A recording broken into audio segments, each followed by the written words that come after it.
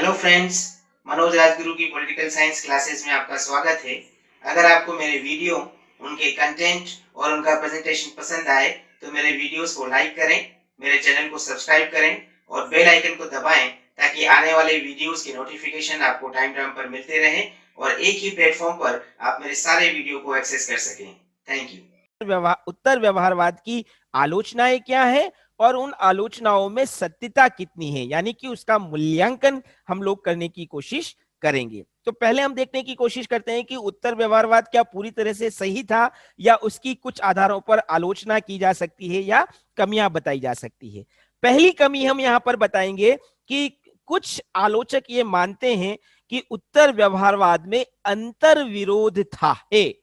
अंतर विरोध किसको कहते हैं कि दो अलग अलग बातें कहना। सपोज करो, मैं एक एग्जांपल देता हूं आपको। मैं अगर ये कहूं कि मुझे भूख लगी है, तो आप लोग क्या कहोगे कि अगर भूख लगी है तो खाना खाना चाहिए, कुछ खा लेना चाहिए, है ना। और अगर मैं ये कहूं कि मेरा कुछ खाने का मन नहीं है, तो इसका मतलब क्या है कि मुझे भूख लगी ही नहीं है। ये दो अलग अलग बातें हैं। अगर भूख लगी है तो कुछ खाना है, और कुछ खाने का मन नहीं है, इसका मतलब भूख नहीं लगी है। ये अंतर विरोधी बातें हैं। तो आलोचक ये कहते हैं कि उत्तर व्यवहारवाद में इसी तरह का अंतर विरोध नजर आता है। आलोचकों ने क्या कहा कि अगर हम उत्तर व्यवहारवादों की सैद्धांतिक मान्यताएं देखें तो वो दिखने में बहुत अच्छी हैं। कहने को उन्होंने तथ्यों और मूल्यों दोनों को अपने अध्ययन में शामिल किया। सैद्धांतिक तौर पर यह बहुत अच्छी बात है, लेकिन अगर व्यवहार में देखें तो व्यवहार में ये एक अंतर्विरोध उत्पन्न करता है। अंतर्विरोध किस तरह से कि मूल्य और तथ्य दोनों साथ साथ नहीं चल सकते। क्योंकि जब अगर हम मूल्यों को महत्व देते हैं तो हमारा अध्ययन जो है वो आदर्शवादी हो जाता है, हमारा अध्ययन जो है वो व्यक्तिनिष्ठ हो जाता है। और अगर हम तथ्यों को महत्व देते हैं तो हमारा अध्ययन यथार्थवादी हो जाता है और वस्तुनिष्ठ हो जाता है। तो मूल्यों से अध्ययन का स्वरूप अलग हो जाता है और तथ्यों से अध्ययन का स्वरूप अलग अलग हो जाता है। दोनों को अगर हम साथ लेके चलें तो साथ लेने के कारण हम किसी भी अध्ययन को व्यक्तिनिष्ठ और वस्तुनिष्ठ साथ साथ नहीं बना सकते। या तो हमें उसे वस्तुनिष्ठ बनाना होगा या व्यक्तिनिष्ठ बनाना होगा। लेकिन उत्तर व्यवहारवादियों ने दोनों ही तरह की बातें करके, यानी कि अपने अध्ययन में तथ्य और मूल्य दोनों को जोड़कर एक तरह से अंतर विरोध उत्पन्न किया है। तो यह पहली आलोचना आलोचकों के द्वारा कि उत्तर व्यवहारवाद में अंतर विरोध देखने को नजर आता है। दूसरी आलोचना की अगर हम बात करें तो यह कहा जा सकता है कि उत्तर व्यवहारवाद अवैज्ञानिक दृष्टिकोण लिए हुए है। देखो, दो बातें हम यहां पर समझते हैं। पहले, वैज्ञानिक दृष्टिकोण क्या है? वैज्ञानिक दृष्टिकोण मतलब ऐसी सोच जिसमें तर्क का महत्व है, जिसमें कार्य कारण का महत्व है, जिसमें सिस्टम व्यवस्था का महत्व है, जिसमें क्रमबद्धता का महत्व है। ऐसे ऐसे दृष्टिकोण या ऐसी सोच को हम वैज्ञानिक सोच या वैज्ञानिक दृष्टिकोण कह सकते हैं। लेकिन अवैज्ञानिक दृष्टिकोण का मतलब क्या है? जिसमें तार्किकता नहीं है, जिसमें व्यवस्थित और क्रमबद्ध अध्ययन का अभाव है, वो अवैज्ञानिक दृष्टिकोण कहलाता है। उत्तर व्यवहारवाद के बारे में भी यह कहा जाता है कि उत्तर व्यवहारवाद एक अवैज्ञानिक दृष्टिकोण है। कैसे? तो आलोचकों ने यह कहा कि उत्तर व्यवहारवादियों की जो पहली मान्यता है, जिसमें वो कहते हैं कि अध्ययन के दौरान तकनीक से पहले सार को महत्व देना चाहिए। सार मतलब उद्देश्य को महत्व देना चाहिए। यानी कि जब भी हम कोई अध्ययन करें तो पहले हमें अध्ययन का उद्देश्य तय कर लेना चाहिए और उद्देश्य के अनुरूप फिर हमें तकनीक का चयन करना चाहिए। ऐसा उत्तर व्यवहारवादी कहते हैं। लेकिन आलोचक क्या कहते हैं कि अगर हम किसी भी अध्ययन में पहले शोध के उद्देश्य तय कर लेते हैं तो इसका मतलब क्या है? हम पूर्वाग्रह से ग्रसित हो जाते हैं। पूर्वाग्रह का मतलब हमारा पहले ही माइंड सेट तय हो जाता है कि हम क्या करना चाहते हैं और उसी के अनुरूप फिर हम अपनी तकनीक का चयन करते हैं। तो जब पूर्वाग्रह से ग्रसित होकर तकनीक का चयन किया जाता है तो इसका मतलब हमारा अध्ययन जो है वो तार्किक नहीं होगा, वो वैज्ञानिक नहीं होगा। हालांकि इस आलोचना में कोई सत्यता नहीं है, लेकिन फिर भी आलोचकों ने इस अर्थ में ये बताने की कोशिश की कि अगर शोध में, किसी भी अध्ययन में तकनीक से पहले सार का महत्व तय हो जाता है तो उससे अध्ययन जो है वो पूर्वाग्रह से ग्रसित होकर वो अध्ययन अवैज्ञानिक बन जाता है। ये दूसरी आलोचना जो उत्तर व्यवहारवाद के बारे में कही जाती है। एक तीसरी आलोचना जो उत्तर व्यवहारवादियों के द्वारा उत्तर व्यवहारवाद के संदर्भ में है, वो ये कि ये केवल अमेरिकी हितों का प्रतिनिधित्व करती है।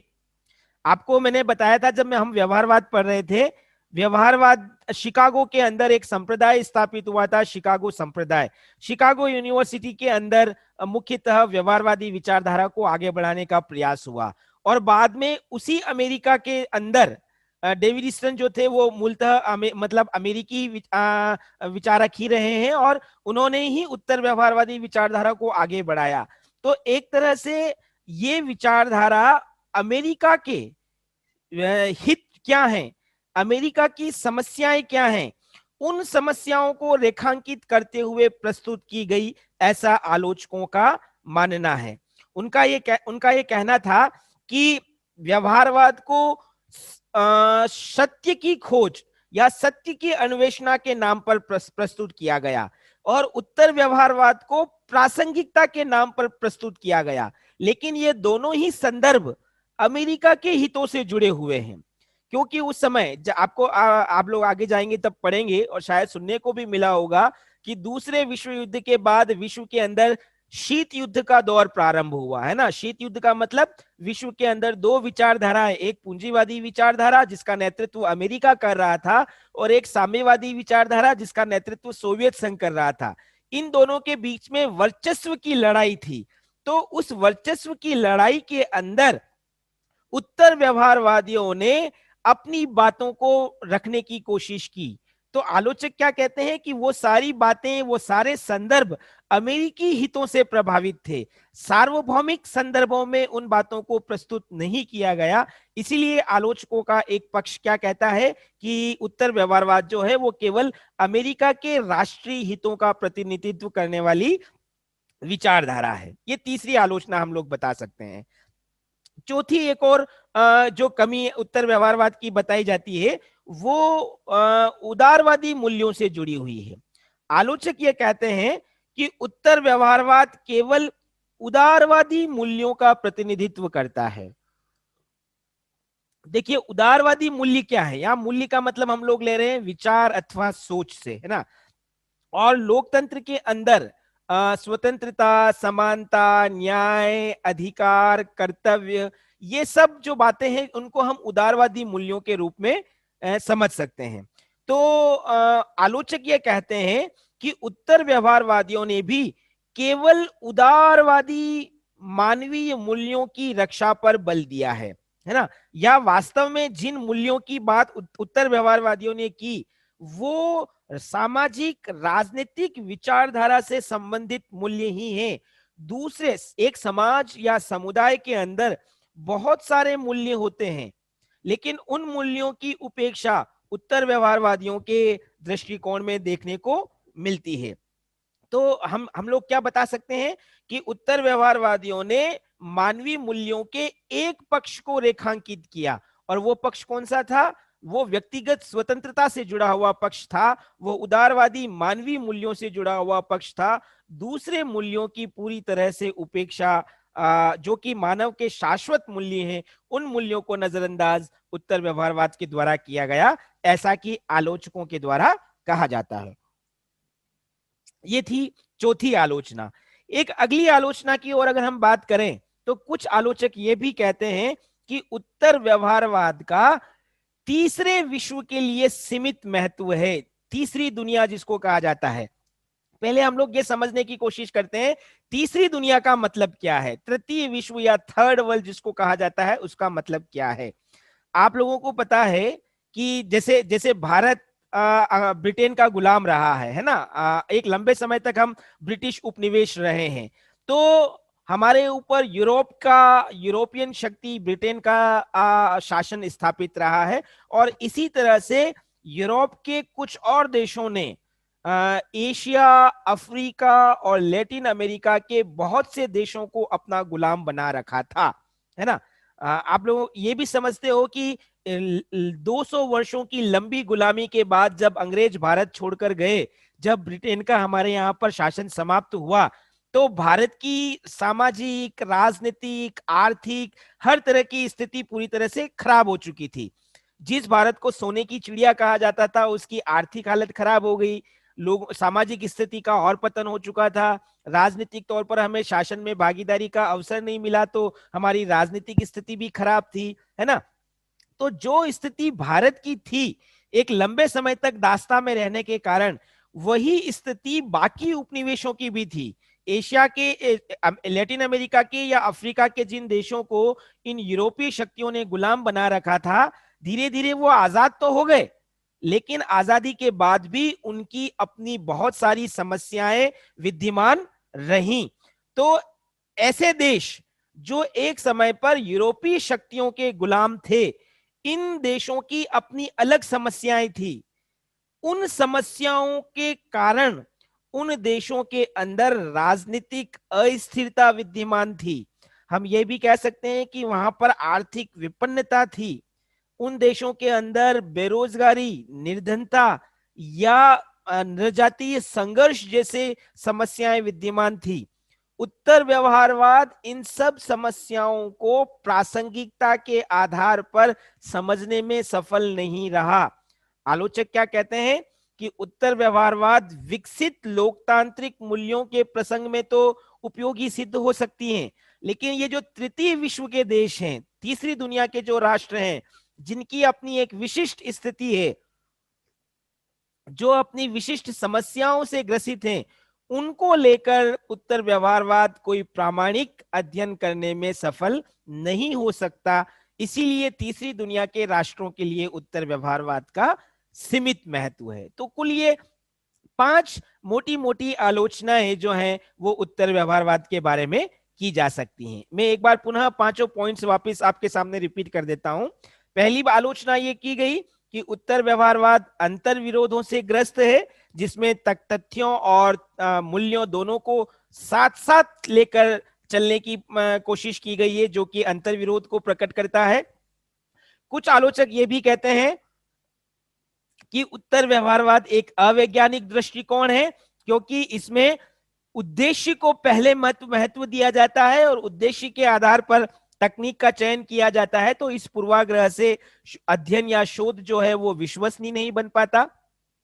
तीसरी आलोचना ये की गई है कि ये उत्तर व्यवहारवाद अमेरिका के हितों का ही प्रतिनिधित्व करने वाली विचारधारा है, क्योंकि इसको प्रस्तुत करने वाले जो विचारक थे वो अमेरिका के थे और शीत युद्ध के दौरान उन्होंने अमेरिकी हितों को ध्यान में रखते हुए अपनी बातें, अपनी मान्यताएं प्रस्तुत की। इसलिए आलोचकों का आरोप है कि ये केवल अमेरिका के हितों को प्रतिनिधित्व करने वाली विचारधारा है।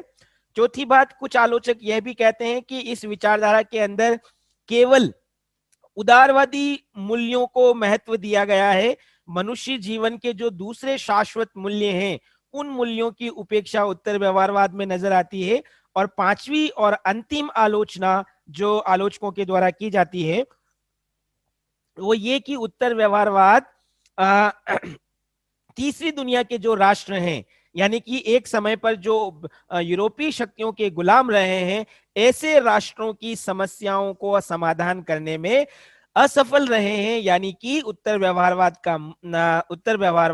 तीसरे दुनिया या तीसरे विश्व के लिए सीमित महत्व रखता है। तो ये कुछ आलोचनाएं हैं जो उत्तर व्यवहारवाद के बारे में की जाती हैं। हम लोग ये मानते हैं कि भले ही उत्तर व्यवहारवाद के बारे में बहुत सारी आलोचनाएं कर दी जाती हैं, कुछ लोग इसे व्यवहारवाद या परंपरावाद के विरुद्ध प्रतिक्रिया भी कहते हैं, कुछ लोग इसे परंपरावाद की पुनरावृत्ति भी कहते हैं, लेकिन जितनी भी आलोचनाएं, जितने भी आरोप उत्तर व्यवहारवाद पर लगाए जाते हैं, उन आरोपों में हम कह सकते हैं कि वो सत्यता नहीं है। उत्तर व्यवहारवाद ना तो परंपरावाद की पुनरावृत्ति है और ना ही ये व्यवहारवाद के विरुद्ध एक प्रतिक्रिया है, बल्कि हम लोग ये कह सकते हैं कि उत्तर व्यवहारवाद तो राजनीति विज्ञान को वैज्ञानिक बनाने के लिए व्यवहारवाद का एक परिष्कृत स्वरूप है, एक सुधरा हुआ स्वरूप है। व्यवहारवाद ने जिस वैज्ञानिक तकनीक को राजनीतिक अध्ययन के साथ जोड़ने का प्रयास किया, उनकी कमियों को दूर करते हुए उत्तर व्यवहारवाद ने मनुष्य के व्यवहार के अध्ययन को और ज्यादा विश्वसनीय बनाने के लिए अपने विचार रखे। हम लोग ये कह सकते हैं कि परंपरावाद और व्यवहारवाद में जो कमियां या जो दोष थे, उन दोषों को दूर करते हुए दोनों में उचित तालमेल बिठाने का प्रयास उत्तर व्यवहारवाद के द्वारा किया गया। उत्तर व्यवहारवाद ने कर्मनिष्ठता और प्रासंगिकता के नाम पर राजनीति विज्ञान के अध्ययन को और ज्यादा विश्वसनीय बनाने की दिशा में काम किया। तो ये कुछ महत्वपूर्ण फैक्ट्स हैं जिसके आधार पर हम कह सकते हैं कि राजनीति विज्ञान में उत्तर व्यवहारवाद जो है वो अप्रासंगिक या महत्वहीन नहीं है, बल्कि इसने राजनीति विज्ञान के अध्ययन को एक नई दिशा प्रदान करने की कोशिश की। तो ये आपका उत्तर व्यवहारवाद का एक छोटा सा टॉपिक जो यहाँ पर खत्म होता है।